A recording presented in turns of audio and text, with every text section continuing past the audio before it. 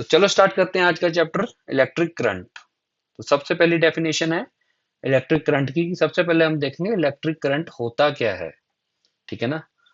तो by definition it is the amount of, किसका amount, charge का, द अमाउंट ऑफ चार्ज। अब ये चार्ज क्या कर रहा है, passing through any cross section, any, ठीक है ना, कोई भी ये क्रॉस सेक्शन है इसकी, कंडक्ट, किसकी क्रॉस सेक्शन है, ऑफ अ कंडक्टर। ठीक है ना। The amount of charge passing through any cross section, ये एनी वर्ड को जरा ध्यान रखना, any cross section of a conductor, generally होती है वायर। ठीक है ना। और कब पास करता है, पर यूनिट टाइम, एक यूनिट टाइम, जैसे कि एक सेकंड में कितने चार्ज यहां से पास हो गए इस क्रॉस सेक्शन से, उस नंबर को बोलेंगे, जो हमारे पास रिजल्ट आएगा उसको बोलेंगे इलेक्ट्रिक करंट।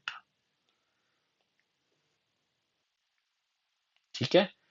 अच्छा, इसमें जैसे कि मैंने बोला था, इस एनी को ध्यान रखना। एनी का मतलब क्या है, जैसे ही कंडक्टर बड़ा ले लेंगे तो यहाँ पे, और ये जैसे कि छोटा कंडक्टर है, ठीक है ना, थिकनेस में, तो इसकी क्रॉस सेक्शन का क्या है कि एनी क्रॉस सेक्शन का मतलब इसकी भी चाहे क्रॉस सेक्शन ले लो, एरिया का कोई मतलब नहीं है कितनी भी बड़ी हो, बस क्रॉस सेक्शन होनी चाहिए। उसमें से कितना चार्ज पास कर रहा है, उसका the amount of charge passing through that cross section, और वो कितने टाइम में पास कर रहा है, डिवाइडेड बाय टाइम। ठीक है ना, यूनिट टाइम में कितना चार्ज पास कर रहा है, that is R electric current. तो फॉर्मूला हो गया I is equal to Q, Q हो गया चार्ज और टाइम हो गया टी। ठीक है, इसको बोलेंगे इलेक्ट्रिक करंट। अच्छा, अब इसके यूनिट्स क्या होते हैं, इसके यूनिट्स होते हैं एम्पेयर्स। ठीक है ना। तो एम्पेयर की डेफिनेशन क्या हो गई, एक एम्पेयर किसको बोलते हैं, the current is said to be 1 ampere. हम तब कहेंगे कि 1 एम्पेयर करंट पास कर गया है, the current is said to be 1 ampere if 1 coulomb of charge, जो चार्ज हमने बोला था 1 कूलम, ये जो चार्ज है 1 कूलम चार्ज जो है, pass passing through any cross section, किसी भी क्रॉस सेक्शन से जो पास कर रहा है of a conductor in 1 second. ठीक है। तो ये हो गया हमारा 1 एम्पेयर। तब हम बोलेंगे 1 एम्पेयर करंट पास हो गया है जब 1 कूलम चार्ज किसी भी क्रॉस सेक्शन से गुजरेगा 1 सेकेंड के अंदर। तो ये हो गया हमारा 1 एम्पेयर। अच्छा, जो करंट होता है, ये एक और चीज इसके बारे में नोट करनी है, ये होती है स्केलर क्वांटिटी। अभी आप बोलेंगे कि सर ये इसके जो चार्ज पास कर रहा है इसकी डायरेक्शन तो है, लेकिन ये स्केलर कैसे हो गया। ये स्केलर क्वांटिटी होता है क्योंकि ये फॉलो करता है laws of scalar addition, addition not vector addition. जैसे कि अगर हम, कोई एक वायर है, ये इसमें 5 एम्पेयर करंट जा रहा है, और एक और वायर आ गई इधर से, ये 10 एम्पेयर करंट आ रहा है, तो थर्ड वायर जो आएगी इसमें इसका वेक्टर सम नहीं निकालेंगे हम दोनों को, 5 और 10 का, ये होगा स्केलर, 10 + 5 = 15 एम्पेयर्स। तो this is a vector sum, oh sorry scalar sum, scalar sum. ठीक है ना।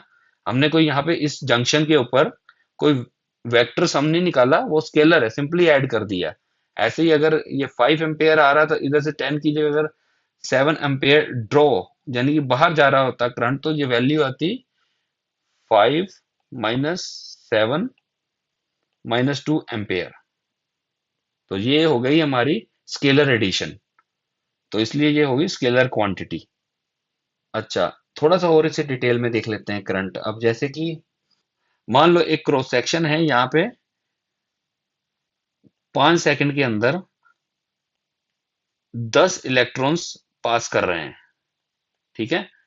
तो एक के ऊपर चार्ज होता है, कितना होता है, एक इलेक्ट्रॉन के ऊपर चार्ज हो गया 1.6 इंटू 10⁻⁻19 कूलम। ठीक है।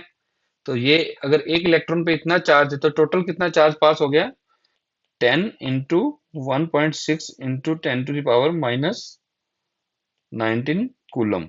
ठीक है। 16 × 10⁻⁻19 कूलम, ये इतना चार्ज यहाँ से पास हुआ है, कितने, 5 सेकंड में। तो करंट की वैल्यू आ गई 16 × 10⁻⁻19 डिवाइडेड बाय 5।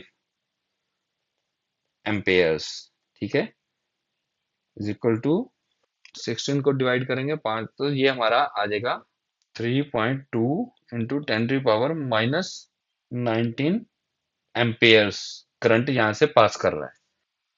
तो सिमिलरली हम देखेंगे यहाँ पे, जैसे कि हाइड्रोजन आयंस पास कर रहे हैं और क्लोरीन आयंस कर रहे हैं।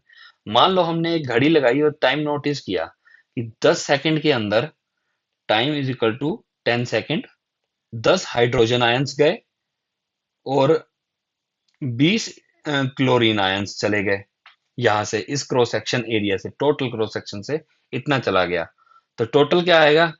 टोटल चार्ज पास आएगा is equal to 10 into charge on hydrogen ion plus 20 into charge on chlorine ion, जो टोटल आएगा डिवाइडेड बाय 10 सेकेंड्स। इतना एम्पेयर करंट यहां से पास आउट हो गया। ठीक है, तो ये होगी हमारी करंट की definition. The amount of charge passing through any cross section of a conductor per unit time. ठीक है, अभी हम बात कर रहे हैं करंट की। अब अगला टॉपिक है करंट कैरियर्स और चार्ज कैरियर्स। करंट कैरियर्स और चार्ज कैरियर्स किनको कहेंगे? वो पार्टिकल्स, ठीक है, which carries charge and move. जो वो ऐसे पार्टिकल्स जिनके पास चार्ज होता है और वो मूव करते हैं, कब मूव करते हैं? Under the influence of electric field. Particles which carries charge and move. ठीक है, तीन कंडीशनें होगी। और कब करते हैं? Under the influence of electric field, तो उसको बोलेंगे चार्ज कैरियर्स या करंट कैरियर्स। अच्छा, अलग अलग सिचुएशंस में अलग अलग चीजों के लिए अलग अलग चार्ज कैरियर्स होते हैं। जैसे कि मेटल्स में क्या चार्ज कैरियर्स होंगे? Free electrons. ठीक है ना, आगे पढ़ेंगे हम फ्री इलेक्ट्रॉन्स क्या होता है। ऐसे ही इलेक्ट्रोलाइट्स में क्या होगा? लिक्विड्स में पॉजिटिव आयंस और नेगेटिव आयंस ये चार्ज कैरी करेंगे। एक होते हैं सेमीकंडक्टर्स, इनमें चार्ज कैरियर्स क्या होते हैं? Electrons and holes. ये पूरा चैप्टर आएगा आगे। ठीक है, और ऐसे गैसेस में क्या हो गया? पॉजिटिव आयंस और इलेक्ट्रॉन्स। ठीक है, ये भी हम आगे पढ़ेंगे सारा। तो ठीक है, अलग अलग मटेरियल्स के लिए अलग अलग चार्ज कैरियर्स है। और चार्ज कैरियर्स क्या होते हैं? Particles which carries charge and move. इतनी सी बात है बस। ठीक है ना, मूव कर करते हैं जब इलेक्ट्रिक फील्ड लगता है। तो अब कितने तरह के करंट होते हैं? दो तरह के करंट होते हैं, एक होता है अल्टरनेटिंग करंट, एक डायरेक्ट करंट। ठीक है, तो अल्टरनेटिंग करंट किसको बोलेंगे? अ करंट डेट चेंजेस, यानी एक ऐसा करंट जिसमें चेंज होता है। क्या चेंज होता है? Magnitude constantly, direction periodically. Magnitude constantly का क्या मतलब हो गया? कोई ऐसा करंट है जो, जैसे कि जो जीरो से या कहीं से भी मान लो स्टार्ट हुआ, पहले उसकी वैल्यू थी 1 एम्पेयर, फिर 2 एम्पेयर हो गया, फिर 3 हो गया, फिर दोबारा 2 एम्पेयर हो गया, फिर 1 एम्पेयर हो गया। ठीक है ना, तो ये कॉन्स्टेंटली ऐसे ही चेंज होता जा रहा है। यहाँ से चेंज हुआ, यहाँ चला गया, यहाँ चला गया, ये हो गया। तो जितना भी है कॉन्स्टेंटली ऐसे नीचे आ जाएगा, -1, -2, -3 एम्पेयर। ठीक है, यानी कॉन्स्टेंटली चेंज हो रहा है, उतना ही चेंज। कॉन्स्टेंटली का मतलब जितना चेंज हो रहा है उतना ही बार बार चेंज होता जा रहा है। जैसे कि यहाँ से 1 एम्पेयर हुआ, 2 एम्पेयर हुआ, 3 एम्पेयर हो गया, फिर 2 एम्पेयर हो गया, फिर 1 एम्पेयर हो गया, फिर 0 हुआ, फिर -1 हुआ, फिर -2 हुआ, -3 हुआ, -2 हो गया यहाँ पे, फिर -1 हो गया, फिर दोबारा 0 हो गया, फिर आगे बढ़ गया जैसे 1, 2, 3, 2, 1, 0, -1, -2, -3, -2, -1, फिर 0। ऐसे करंट को बोलेंगे, ये वो करंट है जिसका जो मैग्नीट्यूड है, मैग्नीट्यूड ये वैल्यू 1 एम्पेयर, 2 एम्पेयर, ठीक है ना, ये कॉन्स्टेंटली चेंज हो रहा है। ठीक है, और डायरेक्शन पीरियोडिकली। देखो पहले पॉजिटिव ये नेगेटिव, फिर ऐसे पॉजिटिव नेगेटिव पॉजिटिव नेगेटिव, यानी कि एक कंडक्टर है, इसमें डायरेक्शन पीरियोडिकली पहले 1 सेकंड के लिए इधर थी, फिर अगले सेकंड के लिए इधर है, फिर इधर को करंट फ्लो करने लग गया, इधर फ्लो करने लग गया। ठीक है, ऐसे करंट को बोलेंगे अल्टरनेटिंग करंट। तो इसके ऊपर पूरा चैप्टर है, आगे पढ़ेंगे। तो इसका एग्जांपल्स क्या हो गए, जितने हमारे एसी जनरेटर हैं और जहां हमारे घर की इलेक्ट्रिसिटी, ये सारे के सारे क्या है, अल्टरनेटिंग करंट यूज करते हैं। इसी तरह दूसरे टाइप का करंट होता है जिसको हम बोलते हैं direct current. Current that flows, flow ये भी करता है इन वन डायरेक्शन, एक ही डायरेक्शन में विद कांस्टेंट मैग्नीट्यूड।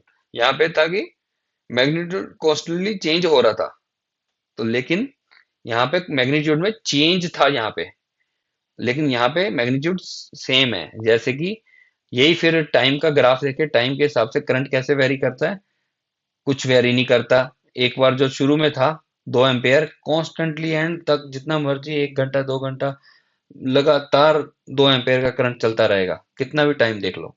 तो ऐसे करंट को बोलेंगे डायरेक्ट करंट। और ये करंट कहाँ होता है, हमारे सेल्स में होता है, बैटरीज में होता है। रिमोट के अंदर सेल डालते हैं ना, जो टीवी के रिमोट में, वो जो है सेल, वो बैटरीज डायरेक्ट करंट सप्लाई करती हैं। अभी हमने पढ़ा करंट। अब अगला टॉपिक है करंट डेंसिटी। करंट डेंसिटी क्या होती है, electric current flowing per unit cross section of the conductor. अभी पहले हमने करंट पढ़ा था, करंट क्या था, amount of current, amount of sorry charge passing through any cross section, किसी भी क्रॉस सेक्शन से पास करने वाला जो है ना, उसको बोलते हैं इलेक्ट्रिक करंट। लेकिन जब हम क्रॉस सेक्शन को थोड़ा मेजर करने लग जाएंगे तो वो आ जाएगी हमारी टर्म करंट डेंसिटी। किसी कंडक्टर के अंदर, मान लो कोई कंडक्टर है, ये कोई कंडक्टर है, तो उसमें करंट फ्लो कर रहा है, ये जो इसका क्रॉस सेक्शन एरिया का जो है, एक यूनिट क्रॉस सेक्शन से कितना करंट फ्लो कर रहा है उसको मेजर करता ही है करंट डेंसिटी। ठीक है, तो ये होती है वेक्टर क्वांटिटी और इसके यूनिट्स होते हैं एम्पियर पर मीटर स्क्वायर। आगे है free electrons in the metal. अच्छा, मेटल्स के अंदर क्या है, होते हैं free electrons. Electrons in the outer most shell of the atoms of metal are loosely bound to them. ठीक है ना, कोई भी मेटल है, उसके जो आउटर मोस्ट सेल है, जैसे ये बहुत दूर होने की वजह से इसमें जो इलेक्ट्रॉन्स होते हैं, ये वाले इलेक्ट्रॉन्स जो आउटर मोस्ट सेल में है पड़े हुए हैं, ये बहुत लूजली बाउंड होते हैं। यानी कि लूजली बाउंड का मतलब क्या है, इनका यहाँ से इसके सेंटर पॉजिटिव, एक इलेक्ट्रॉन के अपोजिट होता है नेगेटिव चार्ज, ठीक है ना, यहाँ पे होता है पॉजिटिव चार्ज। तो दूर होने की वजह से इतना ज्यादा स्ट्रॉन्ग फोर्स नहीं होता कि ये इसको पकड़ के रखे। ये होते हैं, इस ऐसे इलेक्ट्रॉन को बोलते हैं लूजली बाउंड, और ये ज्यादातर होते हैं बाहर की शेल में।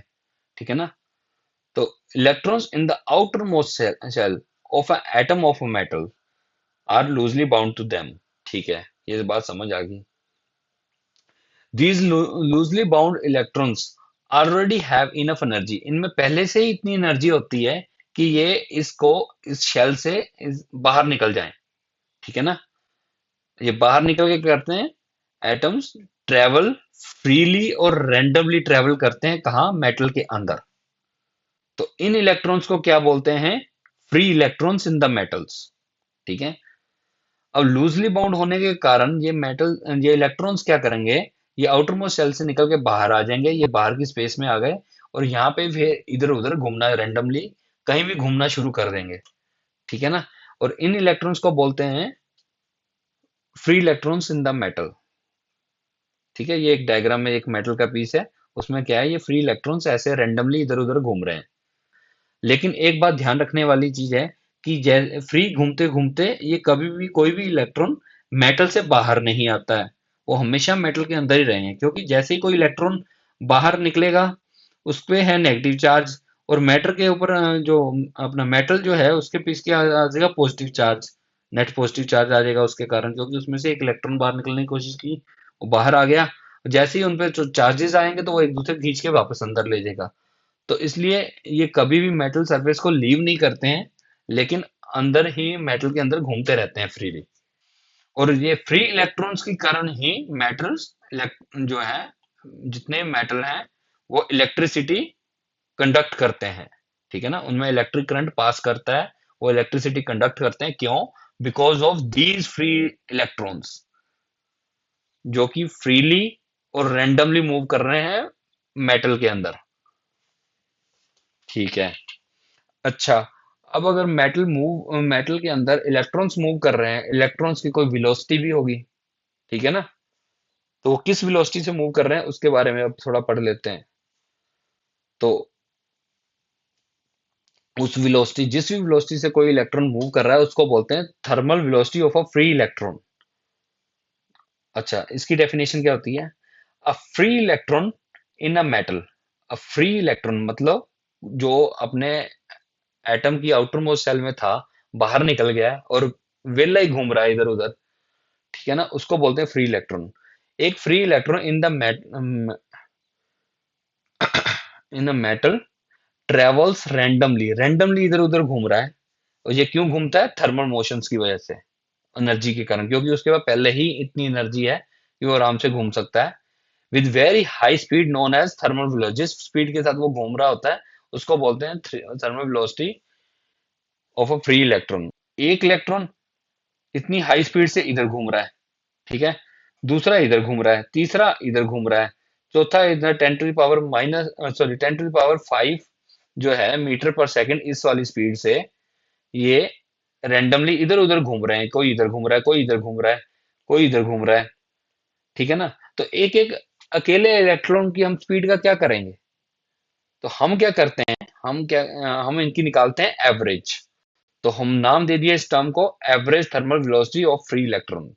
सिंबल है यू, एवरेज, ठीक है। तो ये average thermal velocity of free electron क्या होती है?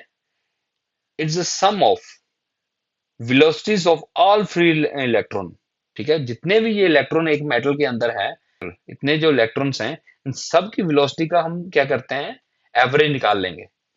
क्या होती है? It's the sum of velocities of all the free metals, ये फ्री इलेक्ट्रॉन्स, फ्री जरूर लिखना है, क्योंकि दूसरे एक बाउंडेड इलेक्ट्रॉन्स है और फ्री इलेक्ट्रॉन्स जो मूव कर रहे हैं, बाउंडेड मूव नहीं करते, तो इसलिए it's a sum of velocities किसकी हैं? फ्री इलेक्ट्रॉन्स की, divided by total number of electron जितने भी कर रहे हैं, ठीक है ना। तो टोटल, जैसे कि एक वाले इसकी वेलोसिटी यहाँ है, दूसरे की कोई इसकी ले ली, चलो तीसरे की इस वाले की ले ली, ऐसे ही सब ये टोटल करके यूएन टोटल ले लिया और डिवाइडेड नंबर ऑफ, टोटल इसमें कितने हैं हमारे पास इलेक्ट्रॉन्स, उनको उसको एन से इसको डिवाइड कर दिया, ठीक है। अच्छा, तो इसकी वैल्यू जो आती है हमेशा जीरो जीरो आती है। क्यों आती है भाई? ये लाइन बड़ी इंपॉर्टेंट है, ये देख लो। बिकॉज u1 u2 सबका, सारी वेलोसिटीज का सम क्या है? जीरो के इक्वल। ये कैसे आ गया? ठीक है, ये ऐसे आ गया, एट एनी टाइम, कोई भी एक सेकंड, कोई भी टाइम आप देख लो, हमेशा एक कोई भी मेटल पड़ा हुआ है आपके, उसको किसी भी टाइम, बिल्कुल टाइम को फ्रीज कर दो, उसके अंदर देखो और क्या दिखेगा? Number of electron travelling in any direction. मान लो ये वाला हमने कंसीडर किया है, कोई इलेक्ट्रॉन, ये कोई इधर ट्रेवल कर रहा है, equal to number of travelling in opposite direction. इस अगर ये इधर जा रहा है, कोई ना कोई इलेक्ट्रॉन ऐसा भी होगा जो इसके ऑपोजिट जा रहा होगा। ये देखो ये वाला, ठीक है ना, ये वाला, अगर ये इधर जा रहा है इस स्पीड से, सेम स्पीड से ये अगला दूसरा कोई ना कोई ऐसा इलेक्ट्रॉन मेटल के अंदर होगा जो उसके इक्वल एंड ऑपोजिट जा रहा होगा, ठीक है ना। तो यहां से इसकी क्या है, इसकी यू ने, इसकी जो वेलोसिटी है यू, u1 ने u2 इसकी है, तो इन दोनों को निग्लेक्ट, नलीफाई कर दिया, जीरो कर दिया। ये इधर है, ये इधर है, तो इन दोनों का एवरेज क्या आ गया? u1 plus u2 divided by two. तो ये आ गया, इसकी वैल्यू अगर इधर है, इससे जो भी इसकी प्लस यू है माइनस यू, तो ये आ जाएगा इक्वल टू जीरो। तो ऐसे कहीं भी किसी भी टाइम में देख लो, मेटल के अंदर कोई इलेक्ट्रॉन अगर मान लो ये इस तरफ जा रहा है, तो इसके इक्वल एंड ऑपोजिट जाने वाला कोई ना कोई एट अ टाइम वहां पे जरूर होगा मेटल के अंदर। तो जिसके कारण क्या है, जो हमारी एवरेज थर्मल वेलोसिटी की वैल्यू हमेशा के लिए, हमेशा की हमेशा जीरो होती है। ठीक है। ये अलग अलग सिचुएशंस दिखाई हुई हैं यहाँ, ताकि माइंड में ये चीज बैठ जाए। अगर कोई एक इलेक्ट्रॉन इधर जा रहा है तो दूसरा इधर जा रहा है, एक इधर जा रहा है दूसरा इधर जा रहा है, ठीक है। एक इधर जा रहा है दूसरा इधर जा रहा है। अच्छा, मेरा ये मानना है कि इतने डायग्राम से जब हम स्टडी करते हैं तो माइंड पे ना डायग्रामेटिकली ज्यादा इफेक्ट डलता है। आपको कैसा लगता है ये जरूर मेरे को बताना नीचे कमेंट्स में, ठीक है। तो इसके कारण हो गई average velocity of a free electron is always zero. चलो जी, अब अगला है free path of a free electron. A free electron जब मूव करता है रैंडमली, ठीक है ना, तो इसकी इनकी क्या होती है, जब ये इलेक्ट्रॉन मूव कर रहे हैं, ये इलेक्ट्रॉन जो मूव कर रहे हैं इनकी हो जाती है टक्कर, कहीं ना कहीं इनकी टक्कर होती रहती है। तो एक फ्री पाथ किसको कहेंगे हम, इससे पाथ, सबसे पहले ये एक पाथ है। कौन सा पाथ है, किसने ट्रेवल किया, बाय द फ्री इलेक्ट्रॉन, ठीक है ना। फ्री इलेक्ट्रॉन ने ट्रेवल किया, कब ट्रेवल किया, बिटवीन टू कॉन्जिक्यूटिव कोलिजन्स, ठीक है। दो कोलिजन, दो एक साथ होने वाली कोलिजन के अंदर जब इलेक्ट्रॉन ने जो रास्ता तय किया, जो ट्रेवल किया, उसको बोलेंगे फ्री पाथ। जैसे कि यही देख लो इस एग्जांपल में, इसमें क्या है, ये पहले नंबर वन कोलिजन हुई, नंबर टू कोलिजन हुई, नंबर थ्री कोलिजन हुई, नंबर फोर कोलिजन हुई, नंबर फाइव कोलिजन हुई। ये देखो, ये इलेक्ट्रॉन यहां से चला, पहले एक एटम से टकराया, यहाँ पे टकरा गया, यहाँ पे टकरा गया किसी एटम से, यहाँ टकरा गया, यहाँ टकरा गया। तो ये जितनी भी कोलिजन हुई, पहली कोलिजन, दूसरी कोलिजन, तीसरी कोलिजन, चौथी कोलिजन और पांचवी कोलिजन, किसी दो टू कॉन्जिक्यूटिव कोलिजन के बीच में जो पाथ है, जैसे कि वन और टू के बीच में कॉन्जिक्यूटिव है, टू और थ्री के बीच में कॉन्जिक्यूटिव है, थ्री और फोर के बीच में कॉन्जिक्यूटिव है, फोर और फाइव के बीच में कॉन्जिक्यूटिव है। वन और थ्री के बीच में कॉन्जिक्यूटिव नहीं है, क्योंकि टू नंबर कोलिजन हुई है बीच में, ठीक है ना। तो उसको हम कॉन्जिक्यूटिव नहीं बोलेंगे, कॉन्जिक्यूटिव दो इकट्ठे, ठीक है। वन और टू, जैसे यहाँ पे थ्री और फोर दिखाया हुआ है, थ्री और फोर के बीच में जो कोलिजन, यहाँ रास्ते में कोई कोलिजन नहीं हुई है, ये जो रास्ता है यहाँ पे कोई कोलिजन नहीं हुई है, तो ये होगी कॉन्जिक्यूटिव कोलिजन्स। तो एक बार डेफिनेशन फिर देख लेते हैं क्या है। इस सब पाथ, ये वो रास्ता है किसने ट्रेवल किया, बाय फ्री इलेक्ट्रॉन, ठीक है ना। कब किया, बिटवीन टू कॉन्जिक्यूटिव कोलिजन्स, तो इसको बोलेंगे free path of a free electron, ठीक है ना।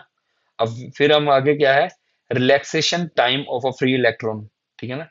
ये क्या होता है, it's a time period T, वो टाइम जो कि बिटवीन टू कॉन्जिक्यूटिव कोलिजन्स ने, जैसे ये कॉन्जिक्यूटिव कोलिजन है ना दो, इस यहाँ इस कोलिजन और इस कोलिजन के बीच में कितना टाइम लग गया, तो यानी कि फ्री पाथ के ऊपर उसने कितना टाइम इलेक्ट्रॉन फ्री पाथ के ऊपर ट्रेवल किया, ठीक है ना। दो कोलिजन के बीच में कितना टाइम लग गया, उस टाइम को बोलेंगे relaxation time of a free electron, ठीक है। क्योंकि पहली कोलिजन हुई, दूसरी कोलिजन हुई, बीच में उसको रिलैक्स का टाइम मिल गया, उसको बोल देंगे relaxation time of a free electron, ठीक है। It's a time period between two consecutive freedom consecutive collision of a free electron, ठीक है। अब जैसे हमने एवरेज वेलोसिटी निकाली थी, ऐसे ही हम एवरेज टाइम निकालेंगे, वो बोलते हैं उसको मीन रिलैक्सेशन टाइम, ठीक है। पहली कोलिजन के बीच का टाइम टो वन है, दूसरा इसको टो से रिप्रेजेंट करते हैं, ठीक है। तो इसको बोल देंगे the average of all the relaxation time of a free electron. जितने भी हमारे पास ये कॉन्जिक्यूटिव कोलिजन में जितना टाइम कहाँ लगा, इतना कितना है, इन सब का जितनी total time divided by total number of collisions, ठीक है, इससे निकाल लेंगे। तो इस एवरेज ऑफ ऑल द इस average of relaxation time of all the free electrons, ठीक है ना, सब इलेक्ट्रॉन्स का निकाल लेंगे, और क्या is known age relaxation time. अच्छा, ये तो रहेगी इसकी डेफिनेशन। और इसमें क्या याद रखना है आपको, ये जो मीन रिलैक्सेशन टाइम है, ये इनवर्सली प्रोपोर्शनल होता है किसके, टेम्परेचर ऑफ अ कंडक्टर। ये आपको हमेशा याद रखना है, ठीक है। और ये सिंबल है देयरफॉर। जो मीन रिलैक्सेशन टाइम है इनवर्सली प्रोपोर्शनल है टेम्परेचर ऑफ अ कंडक्टर, ठीक है। तो इसका क्या मतलब हुआ, कोई कंडक्टर है, जैसे यही वाला कंडक्टर है, इसके नीचे मैं आग लगा देता हूँ, कैंडल लगा देते हैं, ठीक है। इससे ये हो जाएगा गर्म, इसका टेम्परेचर कर जाएगा राइज। ठीक है, ये आग लगी हुई है मान लो। ठीक है, कैंडल है ये, कैंडल ने आग लगा के इसको कर दिया है अब गर्म। तो गर्म होने की वजह से क्या होगा, तो होगा क्या, इलेक्ट्रॉन और भी फास्ट घूमेंगे, और भी ज्यादा इलेक्ट्रॉन्स घूमेंगे। तो उनकी कोलिजन्स जितना फास्ट घूमेंगे उनके पास एनर्जी आ जाएगी, और ज्यादा फास्ट घूमेंगे, और उतनी नंबर ऑफ कोलिजन्स बढ़ जाएंगी। ठीक है ना, उतनी टक्करें भी ज्यादा करेंगे। अब गाड़ी जितनी तेज चलाओगे उतनी ज्यादा टक्कर भी होने के चांस ज्यादा है। तो ऐसा ही है, इलेक्ट्रॉन अभी अंधाधुन गर्म हो गया है पूरा का पूरा मेटल, तो अंधाधुन घूम रहे हैं अंदर, तो उनकी कोलिजन्स भी बढ़ जाएंगी। ठीक है, कोलिजन्स बढ़ गई तो फिर दो कंसेक्यूटिव जो कोलिजन्स हुए उसके बीच का जो टाइम है वो कम हो जाएगा। ठीक है, तो कैसे हो जाएगा, क्योंकि पहले जैसे कि 5 सेकंड बाद एक कोलिजन हो रही थी, अब टेम्परेचर नीचे हमने कैंडल लगा के टेम्परेचर बढ़ा दिया है, गर्मी हो गई है, गर्मी में इलेक्ट्रॉन्स का हो गया दिमाग खराब, वो टक्करें मारते फिर रहे हैं।